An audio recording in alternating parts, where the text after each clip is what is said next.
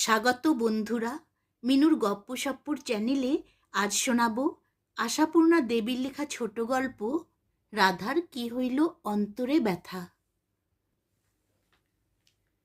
ঘুম ভাঙ্গিতেই মনে হইল সকালের আলোটায় আলোর পরিমাণ যেন অন্যদিন অপেক্ষা অনেক বেশি। কাহারও সহিত দেখা না হইতেই ছুটিয়া গেল রাধা ছাদে। কেন গেল সেই জানে, অথবা সেও জানে না। কলিকাতার বাড়ির ছাদে উঠিয়াই যে রাধা সহসা মনোরম একটা প্রাকৃতিক দৃশ্য বা সূর্যোদয়ের অপূর্ব বর্ণচ্ছটা দেখিয়া মুগ্ধ হইল, এমন মনে করিবার হেতু নাই।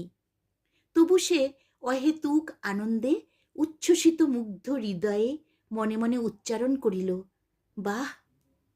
শ্যাওলাপড়া ছাদের আলিশা ধরিয়া কিছুক্ষণ আনমনে দাঁড়াইয়া রহিল। আবার চঞ্চল চিত্তে গুনগুন করিয়া একটা বহু পুরাতন গানের এক কলি গাহিতে গাহিতে ঘুরিয়া বেড়াইতে লাগিল। নয়ন দুটি মেলিলে কবে পরাণ হবে খুশি, যে পথ দিয়া চলিয়া যাব সবারই যাব তুষি। বাতাস জল আকাশ আলো সবারই কবে বাসিব ভালো, হৃদয়ে সভা জুড়িয়া তারা।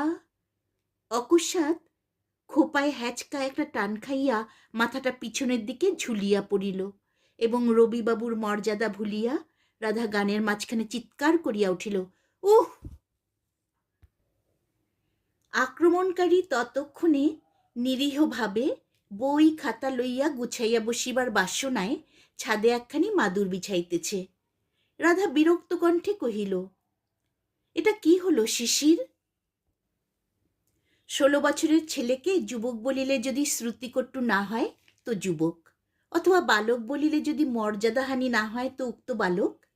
নিজের কৃতকর্মের ফলস্বরূপ আশা করিয়াছিল একটি অগ্নি বর্ষণকারী তীব্র রুষ্ট এবং একটি উত্তপ্ত কণ্ঠের মর্মভেদী ডাক, শিশির।